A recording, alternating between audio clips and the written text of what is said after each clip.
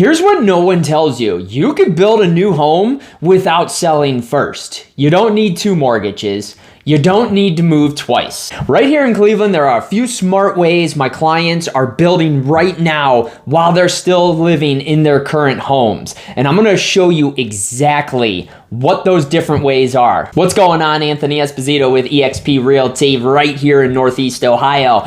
And every week I am talking with people who are excited to build a new home, but they get stuck thinking, I can't start until I sell. But the truth is, you absolutely can. In this video, I'm gonna show you exactly how you build first, move once, so you don't end up juggling 2 mortgages or that added stress of having multiple moves.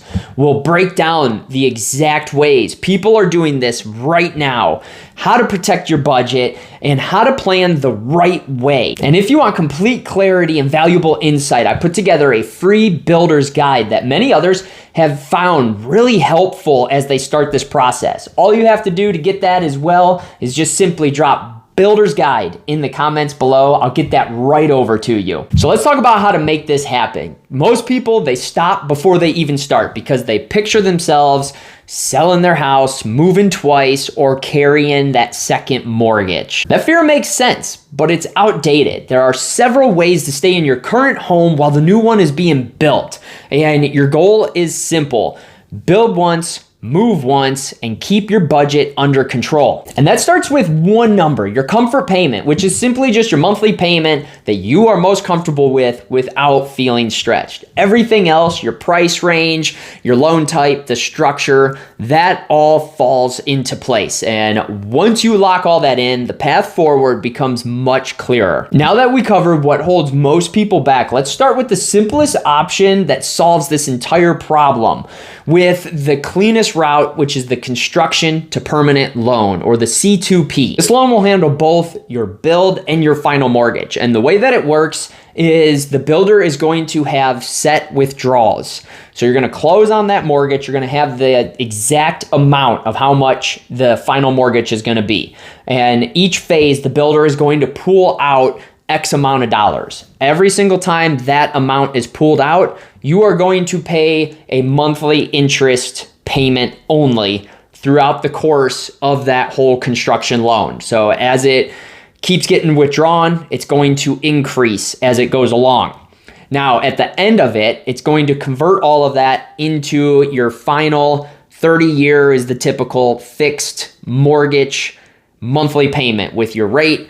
Everything that gets put together will be at that end, and then you start paying your monthly principal and interest. This is one closing, one approval, one timeline, and it's predictable, it's organized, it's one of the stress relieving ways of juggling that 2 separate mortgage. And it's also the most common that is used in building a brand new home. And if you like to keep things clean, organized, predictable, the C2P is most likely going to be your best fit for that construction loan. But just keep in mind, you want to start early with this, and it works because it works best when you have the builder, the lender, and you all aligned for that 6 to 12 month build process. But not everyone, including yourself, may not want to start with a brand new loan, especially if you have solid equity in your current home. And that's where the next option comes in.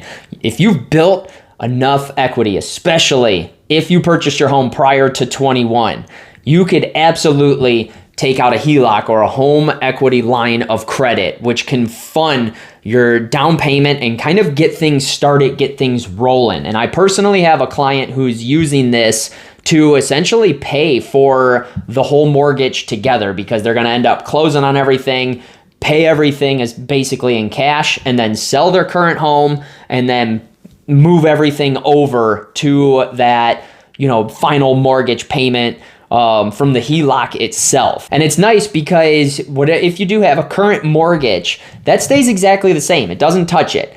What happens is you borrow against the equity on your home for what you need and when you need it. And it has flexibility that's tied to it because you could pay it down and reuse any of it that may needing to be used in the future portion of building, or if you want to add different upgrades later on down the road. And the strategy behind it is you cap at your comfort level every single time, no matter what you are taking out. And you plan to pay it off right when you sell your house. So you're essentially borrowing money from yourself to pay yourself back at a later date, which works tremendously. But the key here is discipline. A HELOC, it needs to be used like a tool, not a lifestyle. It's a bridge, not a credit card, which if your bank has the HELOC terms that you're just not liking, or if the build timeline needs to be tight, that's where this next option comes in, which is the bridge loan, which this one is a huge one that a lot of people end up using because it can make all the difference. All it is a short-term loan, so then you can get your current home going, fired up, and you start building immediately. And then as soon as you end up finalizing everything, you time it up with you selling your house and then converting over to closing on the brand new house. And what you do is you just pay off that bridge loan that you just took from the sale of your current home. And this is great for speed because it basically allows you to break ground immediately on the new build.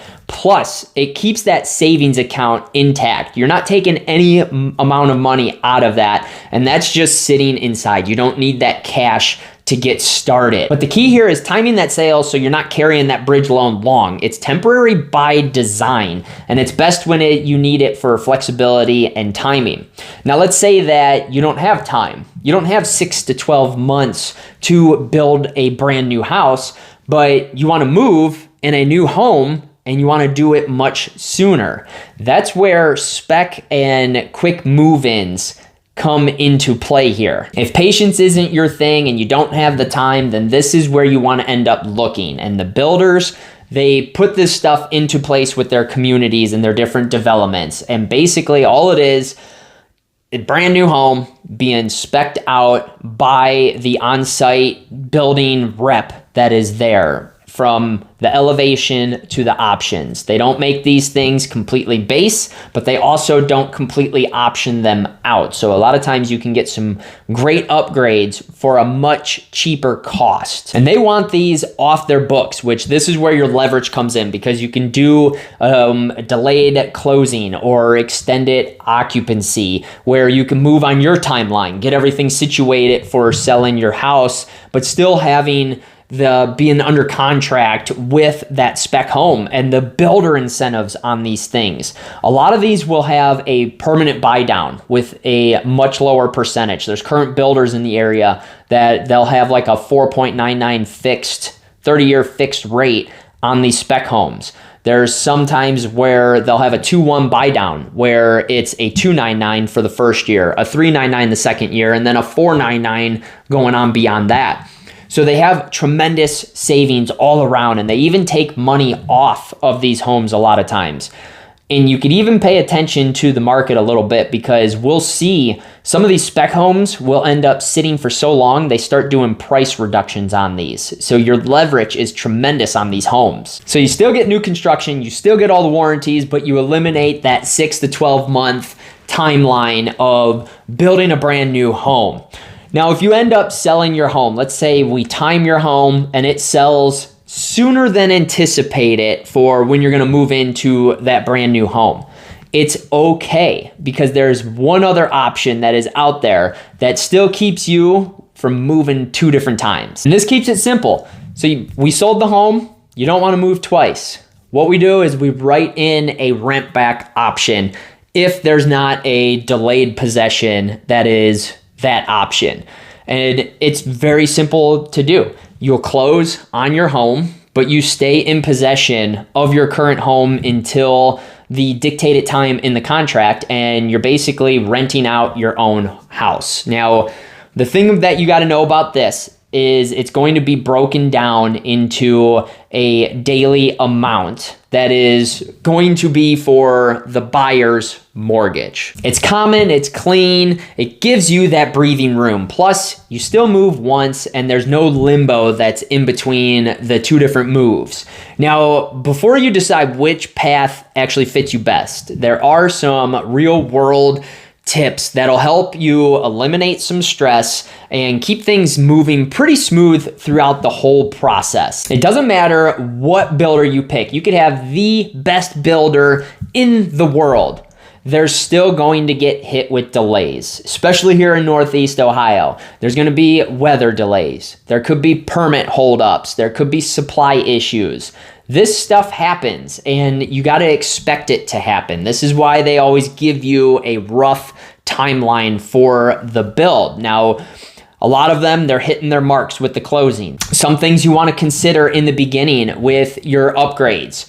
You want to spend them on the bones, your elevation, if you want a taller basement, I-beams in the basement to eliminate the amount of posts that are going to be down there.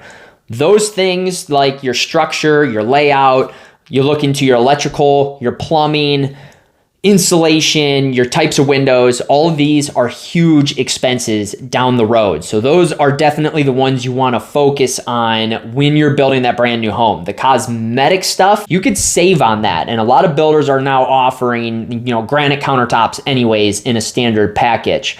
But you could end up saving on the countertops, the backsplashes, the paint, the flooring.